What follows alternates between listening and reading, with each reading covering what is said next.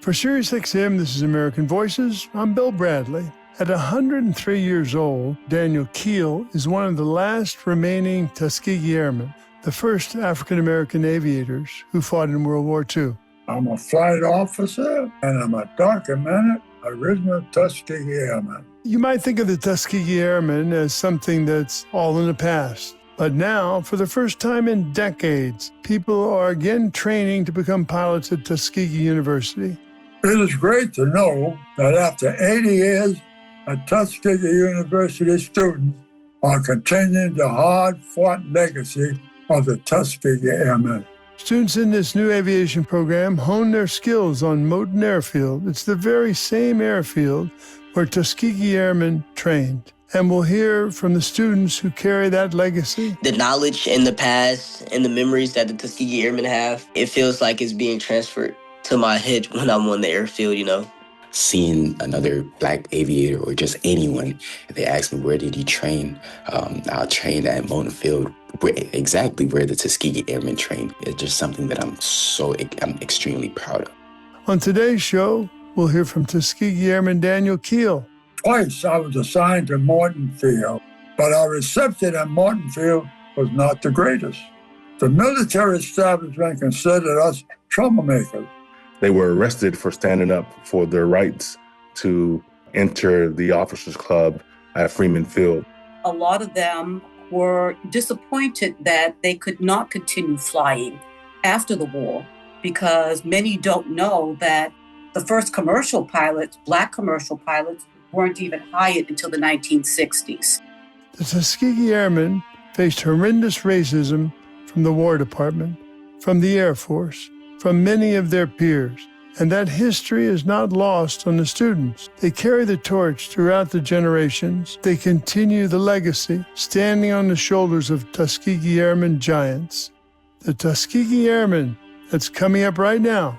I'm your host, Bill Bradley. American Voices with Senator Bill Bradley is made possible by Ford, always beside those who push forward, lift others up, and show what's possible. Ready, set, Ford.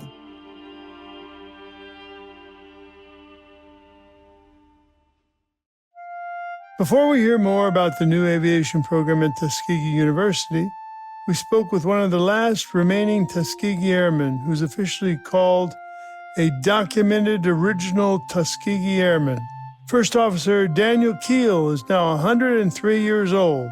We asked him how he feels about the new pilots program. It is great to know that after 80 years, a Tuskegee University students are continuing the hard-fought legacy of the Tuskegee Airmen. We airmen are proud that we paved the way for them to have opportunities in both the military and civilian sectors. We asked First Officer Keel if he has any advice for the students. Remember that there were around 15,000 men and women who were proud to say that they were Tuskegee Airmen.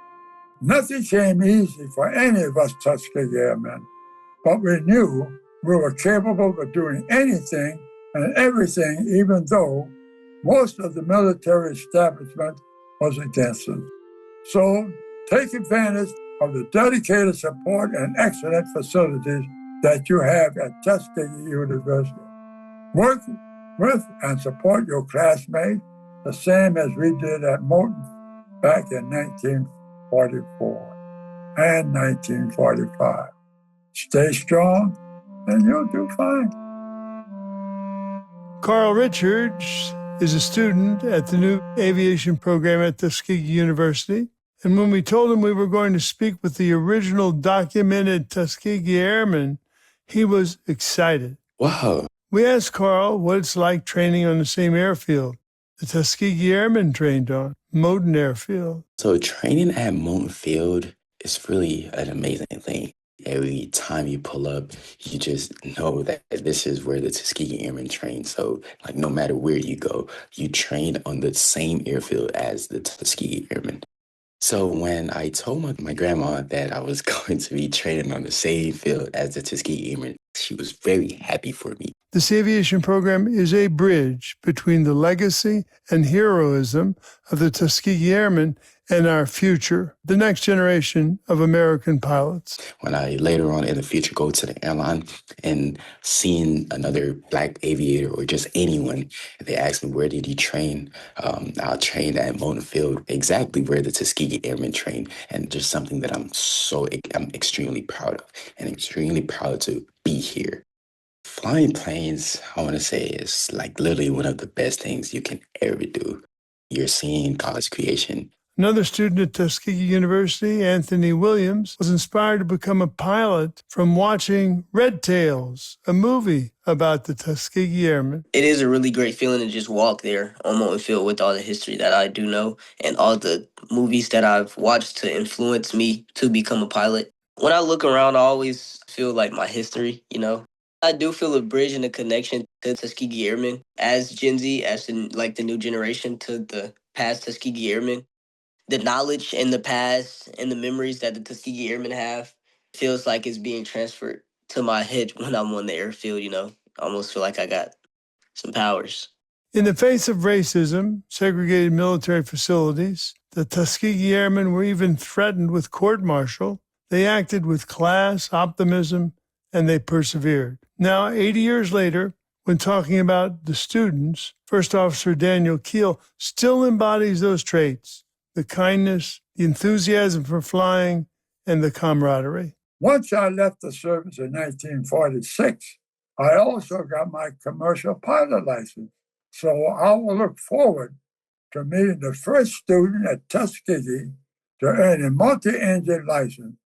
But remember that I'm 103 years old, so let's get it done. The first graduating class will be May 2026, when First Officer Daniel Keel will be 104 years old. We'll hear more from First Officer Daniel Keel later in the show. His daughter is Lynn Keel. We asked her what it was like growing up with a Tuskegee Airman father. We were really very much proud of the fact that he had achieved what he had achieved. And meeting the other Tuskegee Airmen. We also were able to meet a lot of the Tuskegee Airmen at the time when we were growing up. So we not only heard his story, but also the stories from many of his classmates. I do know that a lot of them were disappointed that they could not continue flying after the war, because many don't know that the first commercial pilots, Black commercial pilots, weren't even hired until the 1960s.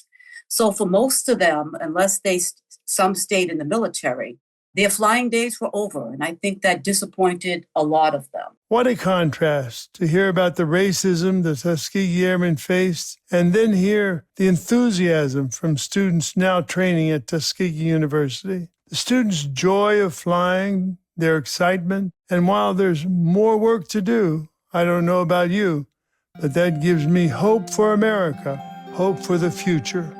It reminds me of a quote from Tuskegee Airman William Holdeman. He said, "America's not perfect, but I'll hold her hand until she gets well." As Lynn Keel's father approaches his 104th birthday, she's keenly aware of the importance of preserving her father's legacy. It's great to continue to bring this forward into the public realm so that the education will continue, so that the history does not disappear. That's always a major concern, considering the climate today. Sometimes there's some attempts to rewrite history. And great that you're recording my father's words so that he can inspire other people to continue that legacy, that it won't disappear. Joining me now is Titus Sanders. He's the director of the new Aviation Science Degree program at Tuskegee University, and he teaches Introduction to Aviation. He also was a Black Hawk pilot in the military. He served 3 tours in Iraq. He flew intelligence aircraft in Afghanistan. He's now a 787 pilot for United Airlines. Titus Sanders, welcome to American Voices. Oh, it's a pleasure. It's an honor to be here with you, sir. What did you think when you first heard that they were going to train pilots at Tuskegee University again? I was extremely excited hearing that Tuskegee, the home of Black military aviation, was going to return to its roots and begin to train pilots again. We are trying to ensure that we instill that they are a bridge to the next generation from the previous generations of Tuskegee Airmen and pilots, men and women who've previously trained at Tuskegee through various ROTC programs. So they're extremely grateful, extremely proud, and they're motivated to get to the next destination. Are there moments in your department or in the classroom that have brought a tear to your eye? I think every time that someone has either soloed or received their private pilot license has been a watershed moment for me, especially knowing some of the struggles and some of the trials that the students have gone through to get to the point. So those are really the watershed moments for me, is when someone either solos and they land and you can see the excitement on their faces, and when they obtain one of their certificates at the university as far as their aeronautical ratings. Those definitely are watershed moments for me. How about funny stories? Oh. I know. Come on, you can tell us. Go ahead. You know, the students, their personalities are infectious. What we want to do is tie the legacy of the Tuskegee Airmen to the present day airmen and women that are trained at the university. We were having a patch design competition. We have designed some bomber jackets that resemble the bombers that the Tuskegee Airmen wore. We had some patch ideas come up from some of the students on what patches would be placed on the jackets. And, some of the patches were really good and some of the patches were not so good. And, the students for the not so good patches, caught an earful from their fellow classmates. We all had a good chuckle. But at the end, the patches that, actually made it to the finish line were great. And we're all thrilled and excited about it. But the process of the patch design was definitely laugh worthy because, not everybody's an artist. So, That's for sure. It was a good day. If I was asked to do a patch, I would be totally intimidated more than flying. Oh, yeah. Listen, one of my patches got laughed out the room, so I had to take it in stride as well. Well, are there stories of specific Tuskegee Airmen pilots that students are especially inspired by? I think the ones that come to mind is Chief Anderson, who was the chief flight instructor for the Tuskegee Airmen. And he probably has the most ties to the university, as he was there the longest, started in 1940, 1941, and remaining in the Tuskegee area for decades. Even after the Airmen finished training, he continued to train pilots at Tuskegee through various ROTC programs. You have Benjamin O. Davis Jr., the first African-American Air Force general, who was one of the Tuskegee Airmen that the students have been learning about. And then also our classrooms are located in the Daniel Chappie James Center. And General Chappie James was the first four-star African-American general in the United States Air Force.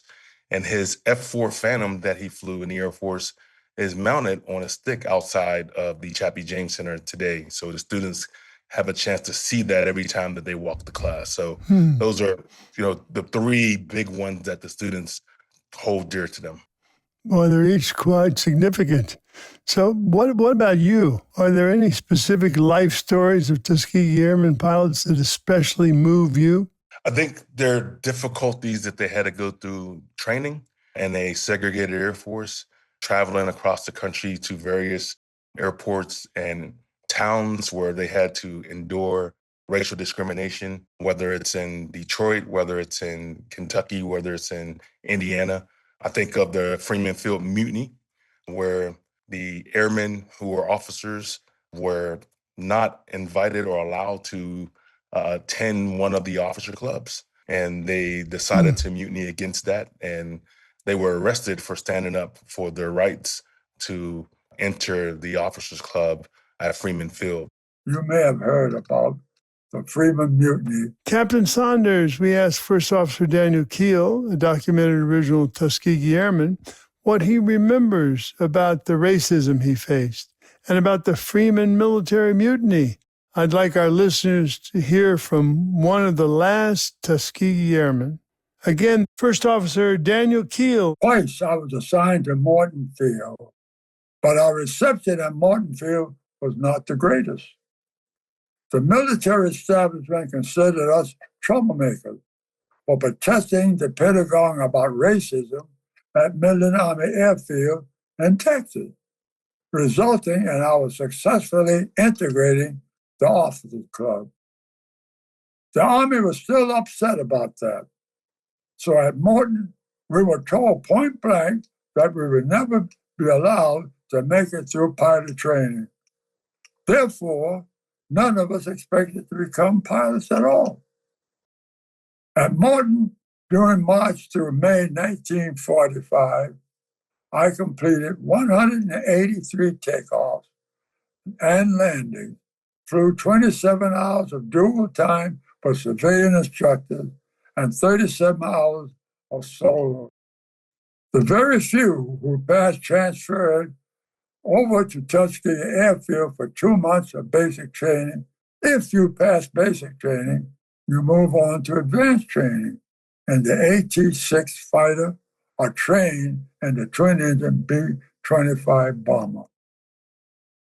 6 months after my class returned to Moton Field, I was one of only 3 who completed advanced training and earned pilot wing, becoming a very rare triple-rated aviator in the Air Force.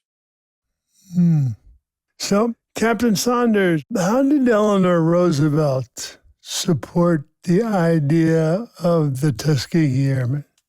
So Eleanor Roosevelt visited Tuskegee. She visited Kennedy Field, which was also known as Airport Number 1.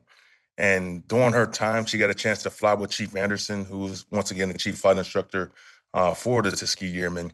And during her flight, she got a chance to see that, in person, that African Americans could fly. And she knew that all different people can fly across the U.S.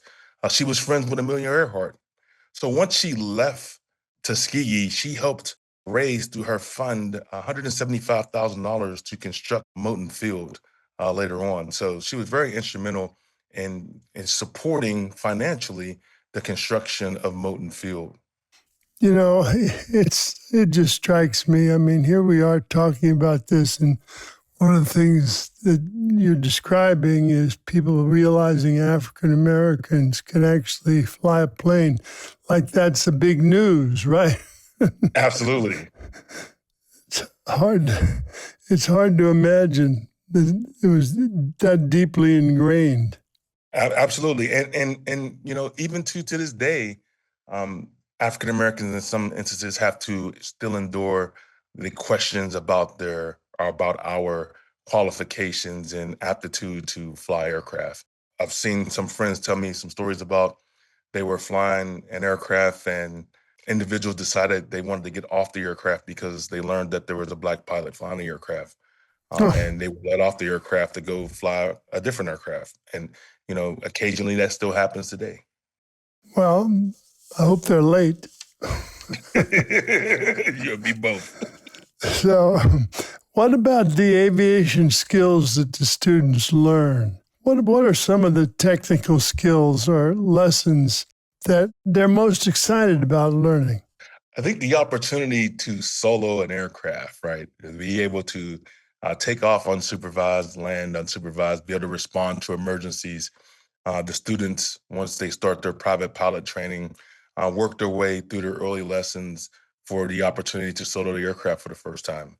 So being able to ensure that they're prepared and they're confident in their skills to be in the aircraft by themselves without an instructor is one of the big milestones that our students have an opportunity to tackle while they're in the program, especially early in the program, being able to fly an aircraft unsupervised in the traffic pattern, takeoff and landings, and be able to do it confidently, knowing that you're going to return to the ground and be able to depart safely. I imagine that's a real rush, isn't it? It is.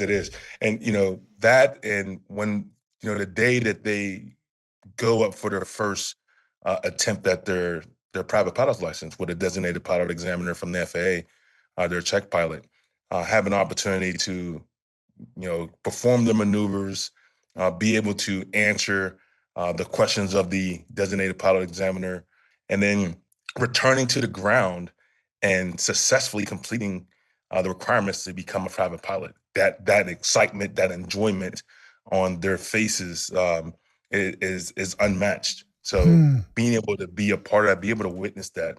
One of our young men, Isaiah Hand, he was our first student in the program to earn his private pilot license on August 19th. Being able to see when he landed and he arrived back, the enjoyment and exuberation that he accomplished something that no one else in his family has ever accomplished, or any of his friends had accomplished. Or the most other Americans have Or accomplished. most of our Americans have accomplished, right? So being able to see that and those students built that confidence, because the private pilot license is the first of 4 licenses and ratings that they'll attain at the university, to include their instrument rating, their commercial license, and then their multi-engine add-on through their training at the university in the 4-year degree program. But getting that first one is the most important, because it builds that confidence to let them know that they do have the ability to train and thrive and become professional pilots. Right. Well, as director of the program, what are some of the things that you do to make the students feel a strong connection with the legacy of Tuskegee Airmen? I think one of the things we do in the first semester is take the students to the Tuskegee Airmen Museum, which is located on Moton Airfield. The museum is probably 300 yards from where the flight training facility that our students use with the Lift Academy. So being able to expose them to that, and then we hold class in the Daniel Chappie James Center, which is named after Tuskegee Airmen. But the classroom that we are currently hosting most of our classes is the Chief Anderson Lecture Hall. So every day they get to walk into that class and see Chief's name on the door as they enter, as a reminder that where they are and where their place is in history. We're in the middle of a pilot shortage in America today. And can you tell us about that, and then also about the career paths of your graduates? Absolutely. So Boeing puts out a pilot technician outlook every year. And this year they put one out for the years 2025 to 2020 or 2044. So it's about a 20-year outlook. And Boeing states that there's a need for 660,000 new commercial pilots between now and then across the world, and over 119,000 here in North America. That's amazing. Some of our commercial airlines right now are in the midst of widespread hiring. So there's plenty of opportunities, and every pilot that gets hired by a United or a Delta or an American or a Southwest creates a vacancy at a regional airline where those pilots traditionally come from. So in addition to the major airlines hiring, then you have the regional airlines having to fill the void of the pilots that they've lost to the majors. So there's a lot of opportunity, and also a lot of airlines have a lot of new aircraft on order. United Airlines has about 800 new aircraft on order over the next 10 or so years, and each of those somebody's got to fly it. Someone has to fly them, right? So there's a lot of opportunity for the students to have a place to land and call home, right? No pun intended. Once they meet the requirements of said airline. So we've talked about the racism of the past, Tuskegee Airmen, students today, men and women who are training on the very same airfield that Tuskegee Airmen used. So tell me, growing up, were you always interested in flying? Absolutely. Ever since I can remember, probably around the age of 3, there was this hospital near my house, and I wouldn't go to sleep at night until I saw a medevac helicopter land on the helicopter roof around 9:30, and it fascinated me. I wanted to eventually one day become a helicopter pilot and a pilot in general, and I've just been fascinated with aviation ever since. How did you feel when you pulled back and that plane took off for the first time? Listen. So I'll steer to my first flight in a helicopter because it was my first time actually being at the controls of an aircraft. And I remember going up to a 300-foot hover and just hovering and looking below the aircraft. There's this metal window called a chin bubble, and looking down at the ground and not realizing I was afraid of heights because I was looking directly at the ground from 300 feet above. But it was so exciting once the instructor gave me the flight controls and said, "Hey, I want you to go forward. Hey, I want you to go sideways. I want you to go backwards." Right? A roller coaster has nothing on the excitement and thrill of being behind the flight controls of an aircraft, and that's what I felt. I felt this immediate rush of energy and of excitement, and the hairs on my skin stood up as I had an opportunity to manipulate the aircraft for the first time. Great. Well, listen, Titus, I want to thank you for all you do to continue the legacy of the Tuskegee Airmen and for nurturing America's next generation of pilots. And you see all that opportunity out there, and it's just waiting for them. Absolutely. It's an honor and a pleasure. I'm so happy to be a part of this initiative and hopefully continue into the future. Great. Well, I've been speaking with Titus Sanders. He's the director of the new aviation program at Tuskegee University. Thank you so much, Titus. I really appreciate it. Senator Bradley, I appreciate you as well, and I appreciate American Voices for having me. And that's the last of our American Voices for today, but you can continue our conversation on Facebook, facebook.com/American Voices with Senator Bill Bradley. And we're also now on Instagram. Hope you'll check us out there too. Follow us. American Voices is produced by Devora Clark. The show is recorded by Mark Aflalo. American Voices with Senator Bill Bradley is made possible by Ford, always beside those who push forward, lift others up, and show what's possible. Ready, set, Ford. For SiriusXM, you've been listening to American Voices. I'm your host, Bill Bradley.